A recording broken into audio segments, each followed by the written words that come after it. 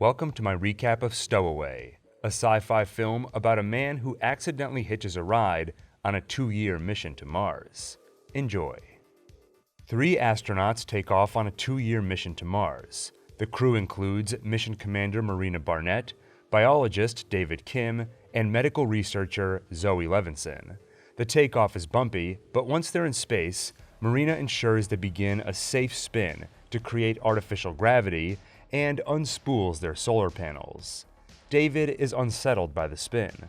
Once they reach an equilibrium, Zoe cannot contain her excitement after the roller coaster takeoff, while David just focuses on collecting himself. Marina is calm. This isn't her first mission.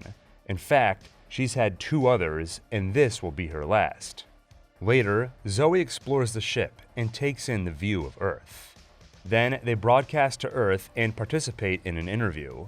Zoe talks about how she applied to Hyperion as a joke, but once accepted, saw it as an amazing opportunity. For David, it will be difficult to leave his wife for 2 years, but his research into making life possible on Mars is essential to one day making it a second home for humanity. While checking the systems, Marina notices blood on the ground, dripping from a compartment above. She opens it, and a man falls out, crushing her arm badly. David and Zoe tend to the unconscious man, while Marina tries to repair damage caused by the stowaway, but makes little progress. From his badge, she learns his name is Michael Adams, and he's part of launch support. She calls Hyperion, but they're unsure how or why he ended up on the ship. Zoe fixes her up with a 3D printed splint and a cast. Marina notes that with the ship's damage, CO2 is up slightly. Later, Michael Adams wakes and is shocked to find out he's in space. Zoe calms the disoriented man, and the rest of the crew joins them. When he pulls himself together, Michael answers their questions. He is a launch engineer. He remembers arming the second stage firing pins and thought he was clipped in. He remembers little else, thanks to the concussion. When he finds out they took off 12 hours ago, he panics. He needs to get back to his sister. She's alone. But Marina explains they're moving too fast and don't have enough fuel to turn around. Adams emphasizes again that he cannot get stuck on a 2-year mission. Marina assures him she'll check with Hyperion. Over a meal, she tells him that Hyperion checked on his sister and she's okay. They are hiring her a full-time guardian and covering every expense. Then Michael speaks. First, he apologizes for his prior freakout. Second, he assures that he won't just sit around. He is a quick learner and will do whatever he can to help out around the ship. They welcome him to the team. Zoe gives him a tour, including her favorite part of the ship, the one with the best view. And she asks about his sister. Her name is Ava, and the 2 of them are the only family they have. After a restless night, Michael is given his first task, data entry for David. While they work, Michael laughs at the music David has on in the background. The biologist explains that he enjoys the unpredictability of jazz. Its pure expression, and messy as it is, usually finds a balance. Meanwhile, Marina and Zoe try again to repair the ship. Zoe takes a closer look and reports what she sees to Marina. The panic on Marina's face unsettles Zoe. The captain explains that there was a short that fried the CDRA, machinery needed to keep CO2 at safe levels, and keep the crew breathing. She nervously calls Mission Control and reports that they have a damaged life support assembly. Verging on panic, she tells Michael to put on a suit and asks to speak with David. In private, she asks David if he can use his equipment to produce more oxygen. "What are we up against here?" he asks. "Did we lose the CDRA?" "They aren't sure yet," Marina explains. Then David explains that there might be a way for him to use his sparse resources to produce more oxygen. Before he leaves to work on it, Marina tells him to keep this between them. Michael and Zoe don't need to know yet the danger they are in. Meanwhile, Michael puts on a suit and joins Zoe in the damaged, depressurized room.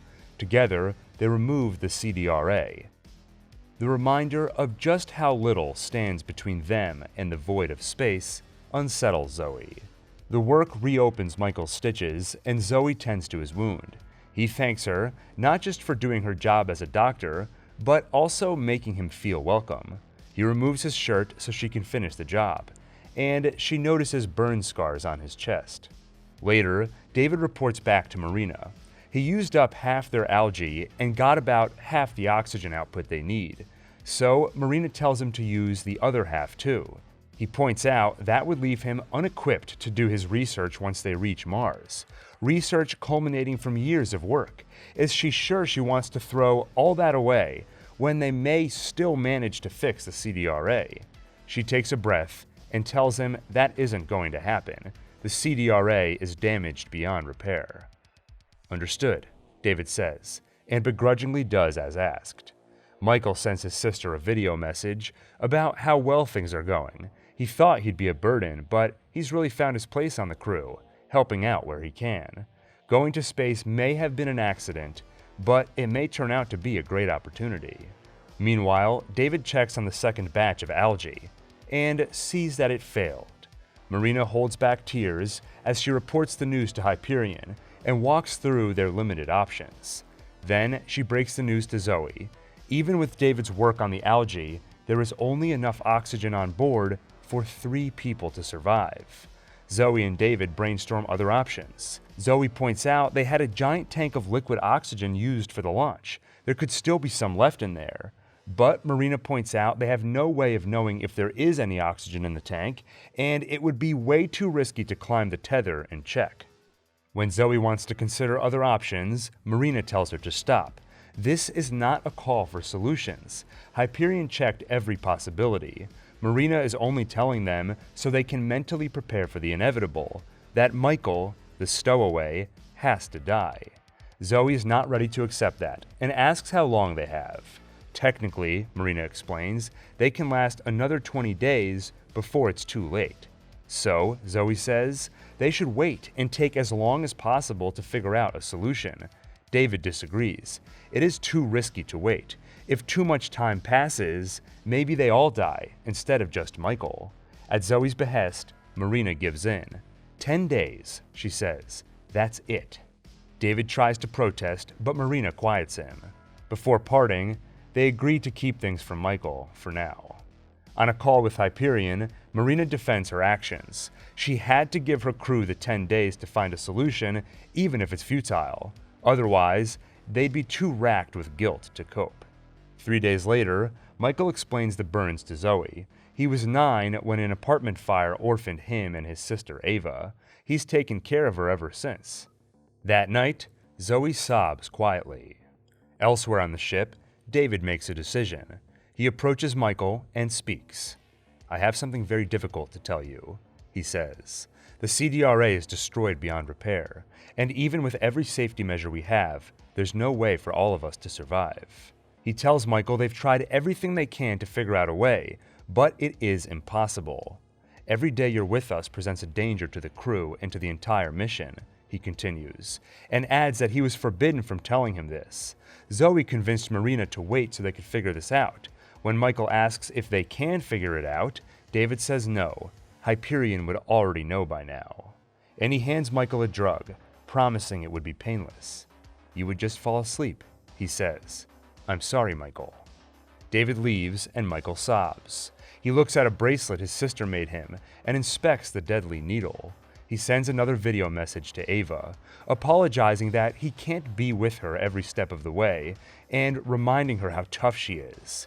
He also tells her about the smart, caring people he met on the ship. I gotta go, but I love you, he ends the message. Later, Zoe finds him staring listlessly into space, with the needle next to him. She tells him he doesn't have to do it. He thanks her for fighting to save him, but adds, it's hopeless. It isn't, she says, and tells him about what happened 12 years ago, when she tried to save a drowning man at the beach. She spent 5 minutes just trying to keep his head above water, nearly drowning herself. Then they happened to get saved by a passerby on a boat. How did you know someone was coming? He asks. I didn't, she answers. She promises she won't give up on him. Then she confronts David and he defends himself. There is nothing they can do. Michael died the moment we took off, he says. But Zoe won't accept that.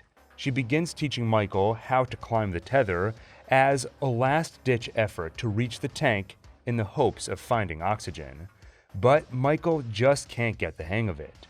She approaches Marina and David to explain herself. Climbing the tether risks damaging the ship and ultimately their lives, but she believes they should take that risk, and she asks if David will make the climb with her since Michael can't. "I'll do it," David says. Zoe's surprised, and David reveals why he so easily agreed. After working for a few days, the first batch of algae has now failed. The oxygen in the tank at the end of the tether, if there is any, is their only hope. They begin the 450-meter climb. As they get further up and away from the artificial gravity, climbing gets easier. Halfway up, they reach the solar array, where one wrong move or touching the wrong panel could take down their ship's power permanently. They climb slowly and carefully. Zoe makes it across. Then it's David's turn. He makes it too. They reach the tank. Inside, Zoe taps into the liquid oxygen pipe and tensely watches the pressure gauge. The needle crosses 500. "We've got more than enough oxygen up here," she reports. Marina and Michael celebrate the news, but they have to remain focused and fill 2 cylinders to bring the oxygen back aboard. David lowers one, then Zoe grabs it and connects it to the pipe.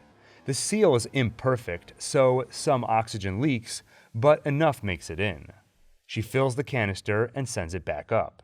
David lowers the other one, and she begins to fill it, until an alarm goes off.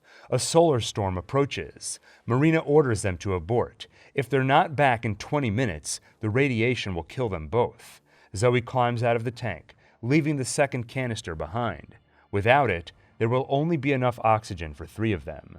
They begin the climb back. Halfway up, Zoe crosses the solar array, but loses control, sliding faster and faster toward the ship. She slams into it and loses the canister. She uselessly reaches out to it, but the tank disappears into the void of space.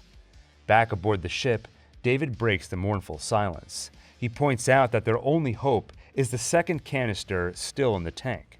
Maybe after the storm passes, they can get it, and 3 of them can still make it. But, Marina points out, the storm will last hours. They'll be dead by then. Michael volunteers to climb through the radiation and give up his life to get the canister, but they know he is untrained and could never make it. After a tense silence, David begins to volunteer, but Zoe beats him to it. Marina wishes she could go, but has to pilot the ship. Zoe says her goodbyes and leaves. The climb is difficult, but through the solar storm, she returns with a canister of oxygen. Marina silently thanks her. And with the life-saving oxygen delivered, Zoe sits on top of the ship. Her skin burns and her breaths become labored as she takes in the sight of stars. And in the distance, faintly, she can see Mars. Thank you for watching, and if you enjoyed this video, please like, subscribe, and hit the bell icon for more.